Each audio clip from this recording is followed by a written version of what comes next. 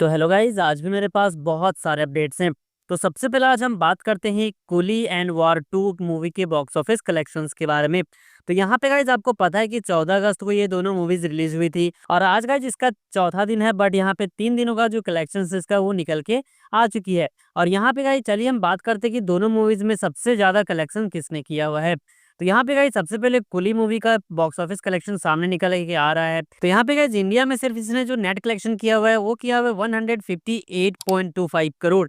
मतलब कि 158 करोड़ 25 लाख रुपए का इसने सिर्फ इंडिया से किया हुआ है, वो भी नेट कलेक्शन। और अगर वर्ल्ड वाइड बात करें ग्रॉस कलेक्शन का इस टोटल कोहली का, तो ये टोटल हो जाता है 320 करोड़ से 325 करोड़ के बीच में, जो कि गाइस एक बहुत ही ज्यादा मैसिव कलेक्शन सामने निकल के आ रही है। वहीं अगर हम वार 2 की बात करें, तो गाइज वार 2 ने जो अभी इंडिया में नेट कलेक्शन किया हुआ है वो किया हुआ है 142.35 करोड़। और इसी के साथ गाइज अगर इसका total world wide gross collection बताऊं, तो ये गाइज यहाँ पे बताया जा रहा है 200 करोड़ तक इसका क्रॉस कर चुकी है, जो कि ये भी गाइज जो है अच्छा खासा है यहाँ पे अभी कलेक्शन कर रही है। बट अगर रिव्यूज की बात करूँ तो दोनों मूवीज से रिलेटेड गाइज रिव्यू जो है वो मिक्स रिव्यू जा रहे हैं। पर ज़्यादा मतलब खराब ही आ रहा है रिव्यूज़ की, जो मूवीज़ है वो उतना भी खास नहीं है, ना ये एंटिसिपेटेड इसको बनाया गया था। फिलहाल गाइज आप क्या सोचते हैं इसके कलेक्शंस के बारे में, नीचे कमेंट बॉक्स में जरूर से बताइएगा। तो गाइज चलिए आगे बढ़ते और हम बात करने वाले हैं ध्रुव राठी के बारे में। तो यहाँ पे गाइज अभी ध्रुव राठी ने एक जो है स्टोरी लगाया हुआ था कल, और वहाँ पे वो बोल रहे थे कि अभी तक का इनका जो सबसे जो है बड़ा प्रोजेक्ट आने वाला है। तो यहाँ पे गाइज इन्होंने एक वीडियो अपलोड किया जिसमें इन्होंने बताया कि ये अपना फर्स्ट स्टार्टअप लॉन्च करने वाले हैं। और उस स्टार्टअप में बेसिकली क्या होगा गाइज, वो इसी के बारे में इन्होंने बहुत ही डिटेल में एक वीडियो बनाया हुआ है। मैं इनके वीडियो का एक छोटा सा क्लिप आपको दिखा देता हूँ। और यही पैटर्न फिर हमने बहुत सारी अलग अलग चीजों में देखा। कुछ प्रकार के सवालों के लिए ग्रॉक बेस्ट है तो कभी जेमिनाई 2.5 प्रो बेस्ट है। और इसका कंक्लूजन ये निकला कि अगर बेस्ट क्वालिटी का काम कराना है तो इन सब के सब्सक्रिप्शंस खरीदने पड़ेंगे, जिसका मतलब हुआ कि वही $100-200 महीने के खर्च करने पड़ रहे हैं। और पूरी टीम का काम इतना ज्यादा बढ़ गया, एक टैब में एक एआई खुला है, दूसरे में दूसरा, पहला आंसर यहां कॉपी पेस्ट करो, फिर वहां उसे स्क्रिप्ट फीड करो, बार बार टैब्स ही स्विच करते रह जाओ। ये सब देखकर मेरे दिमाग में ख्याल आया, क्यों ना एक ऐसी जगह हो जहां एक ही चैट में इन सभी टॉप एआई से साथ में बात की जा सके और इनके जवाबों को साइड बाय साइड कंपेयर भी किया जा सके। अगर ऐसा किया गया तो हर सवाल का बेस्ट पॉसिबल आंसर इंस्टेंटली मिल जाएगा। इमेजिन करो उसकी कॉस्ट 10,000 रुपए नहीं बल्कि 1,000 रुपए से भी कम हो। दोस्तों, इमेजिन करने की जरूरत नहीं, क्योंकि पेश है एआई फिएस्टा।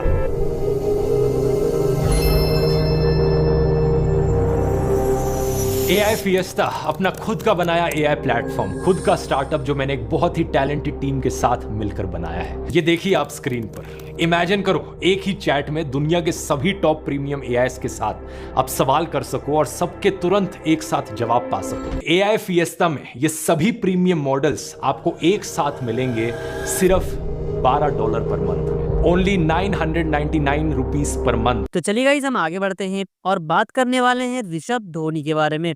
तो यहाँ पे गाइज इनका नाम है ऋषभ मालकर, जो कि आपको पता है कि ये एमएस धोनी के जैसे दिखते हैं। तो यहाँ पे गाइज अभी ये एमएस धोनी सर से मिलते नजर आ रहे हैं, और साथ में गाइज इन्होंने एक फोटो पोस्ट किया हुआ है, और इन्होंने इसी के साथ गाइज कुछ बात भी बोला हुआ है। इन्होंने क्या बोला, मैं आपको इनका वीडियो दिखाता हूँ। सोच रहा हूँ ये वाले हाथ को लेमिनेशन करा लेता हूँ, या फिर कुछ ऐसा कि फोटोकॉपी रख लेता हूँ इसकी। माही सर ने हाथ मिलाया भाई इससे, ये वाले हाथ से माही सर के हाथ टच हुए। तो इसी के साथ गाइज चलिए हम आगे बढ़ते हैं और बात करने वाले हैं आलिया भट्ट के बारे में। तो यहाँ पे गाइज अभी आलिया भट्ट पेपराजी से जो आपको पता है कि फोटोज वगैरह वीडियोस वगैरह फोटो क्लिक करते हैं, तो उनसे गुस्सा होती नजर आ रही हैं। तो वो क्यों गुस्सा होगी गाइज, मैं आपको एक क्लिप दिखाता हूँ। गेट के अंदर मत आओ, यहाँ पर बिल्डिंग नहीं है, प्लीज बाहर जाओ, प्लीज बाहर आओ, प्लीज बाहर जाओ, प्लीज बाहर जाओ।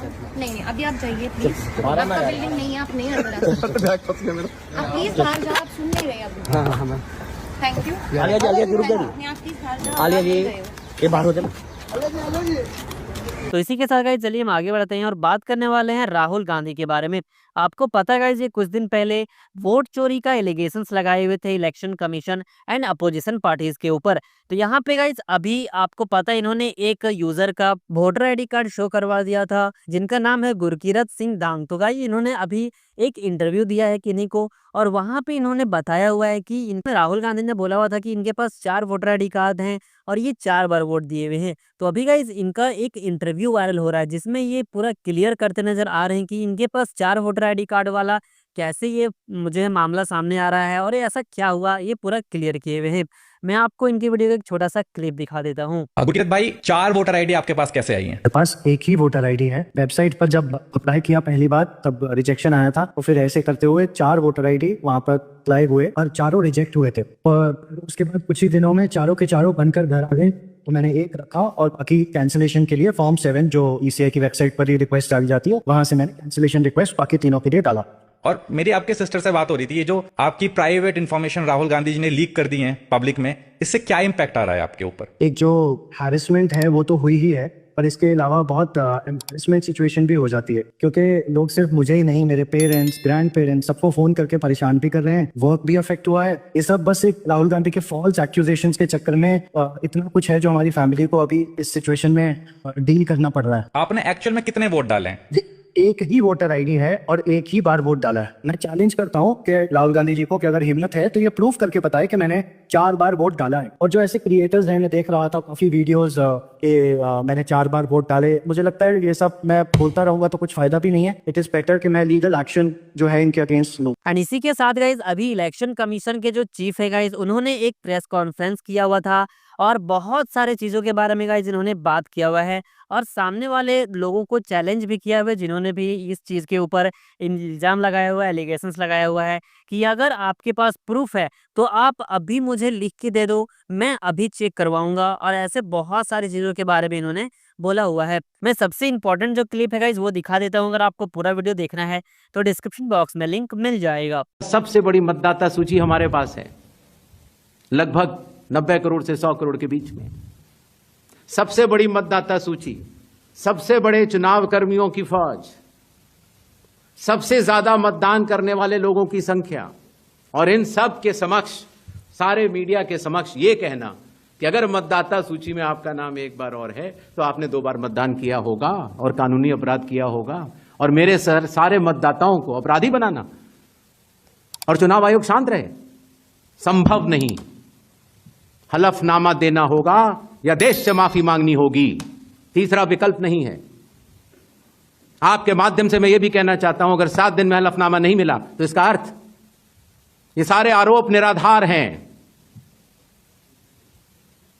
और हमारे मतदाताओं को यह कहना कि वो फर्जी हैं, इसके ऊपर जो भी इस व्यक्ति बात को बोल रहा है उसको माफी मांगनी चाहिए।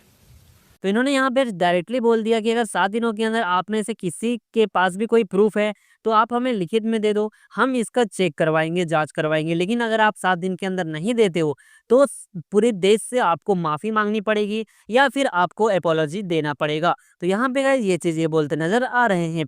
फिलहाल गाइज आप क्या सोचते हैं इन सभी मामलों के बारे में, नीचे कमेंट बॉक्स में जरूर से बताइएगा। तो गाइज चलिए आगे बढ़कर हम बात करने वाले हैं पूरब झा के बारे में।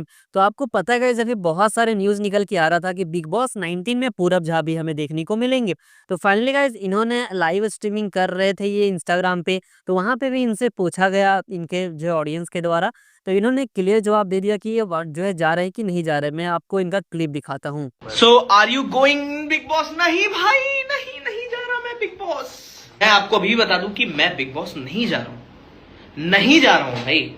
मैं जाता, मैं बता देता। मेरे को तो खुद नहीं समझ आ रहा था। लोग मेरे को कहते हैं ट्विटर के पोस्ट ट्विटर मैंने अनइंस्टॉल मार रखा है, रेडिट के पोस्ट रेडिट मैंने अनइंस्टॉल मार रखा है, इंस्टाग्राम पे फिर कुछ आए थे, इंस्टाग्राम पे मैंने देखा, मैंने कहा क्या बकवास चल रही है, मतलब फालतू पूछ तो लो यार, मेरे से तो पूछ लो कि मैं जा रहा हूँ कि नहीं जा रहा हूँ।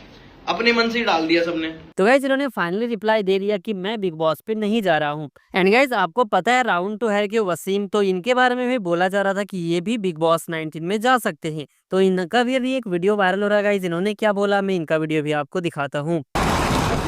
वसीम सर कैसे हैं आप? बस बढ़िया बढ़िया। आप लोग कैसे हैं? एकदम बढ़िया सर, एकदम बढ़िया। सुनने में है सर इस बार आप बिग बॉस जा रहे हैं? अरे यार, आप लोगों को अंदर की न्यूज कहाँ से पता चल जाती है? सर हमारी भी थोड़ी बहुत लिंक्स हैं। जाएंगे पर जब बिग बॉस का डाउनफॉल चल रहा होगा, बट एज ए होस्ट।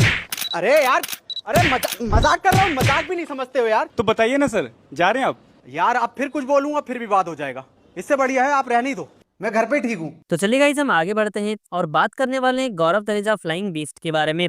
तो यहाँ पे गाइज अभी फ्लाइंग बीस्ट ने फाइनली एक वीडियो बनाया हुआ है अबाउट सुप्रीम कोर्ट के ऑर्डर के बारे में, जो स्ट्रे डॉग के बारे में उन्होंने ऑर्डर दिया हुआ था। तो यहाँ पे गाइस इन्होंने क्या बोला इस चीज़ के बारे में, मैं इनकी वीडियो का एक छोटा सा क्लिप दिखाता हूँ गाइस। बहुत ही लंबा वीडियो है, लगभग 49 मिनट्स का है। अगर आपको पूरा वीडियो देखना है तो डिस्क्रिप्शन बॉक्स में लिंक दे दूंगा। होगा तुम नहीं होगे तो उस गरीब आदमी का क्या होगा, तुम नहीं होगे तो उस वॉचमैन का क्या, सबको वो खिलाएगा भाई। तुम शुक्र मनाओ कि तुम्हें इस लायक बनाया कि तुम किसी की हेल्प कर सको और तुम्हारा पुण्य बन रहा है। तुम्हें तो शुक्र गुजार होना चाहिए कि भगवान तूने मौका दिया कि मैं किसी को दे रहा हूँ तो उस वजह से मेरा पुण्य बन रहा है। बट वो सोचने की बजाय हम अपने आप को शायद एक बहुत हायर पेडेस्टल में रख देते हैं कि यार हम इसका पोषण कर रहे हैं। तुम किसी का पोषण नहीं कर रहे हो। तुम जब चले जाओगे इस दुनिया से, मैं भी चला जाऊँ, तो किसी को घंटा फर्क नहीं पड़ेगा कि तुम कभी एग्जिस्ट भी करते थे। अरे बड़े बड़े राजा जिन्होंने इतने पूरी दुनिया पे कब्जा कर लिया वो भी चले गए, आज उनके किलों पे खंडर बना हुआ है, कोई जाके सूसू भी नहीं कर रहा वहां पे। तो we should stop assuming ourselves as कि हमने ये कर दिया, हम नहीं होंगे तो ये क्या होगा, वो नहीं होगा। Lot of ranting, but let's come back to the topic. देखो एक प्रॉब्लम है और दोनों दलों को साथ बैठ के मिल बांट के प्रॉब्लम का सोल्यूशन निकालना चाहिए। एक जो लोग एनिमल लवर्स हैं उनका भी जेन्युइन कंसर्न है। We can not make so many shelters, उसका खर्चा बहुत ज़्यादा आएगा। वी आर ऑलरेडी, हम नहीं, हमारे पास हमारी रोड खराब है, तो वो भी एक जेन्युइन कंसर्न है। लोग प्यार करते हैं, वो भी जेन्युइन कंसर्न है। आप कुत्तों को प्यार करते हैं बहुत, और ये यहाँ जहाँ बाइट्स हो रही है वो भी जेन्युइन कंसर्न है। तो both party should come together and एक सोल्यूशन चाहिए। और अब सुप्रीम कोर्ट में जब डिसीजन जाता तो भैया देखो, सबसे कम हार्म किसको कर सकते हैं वो, देयर इज नो पॉइंट कि ये सही है ये गलत है, वो नहीं निकल सकता। मतलब आप मेरे पिछले 5 मिनट की वीडियो उठा के देख लीजिए, मतलब anybody can give any reasoning.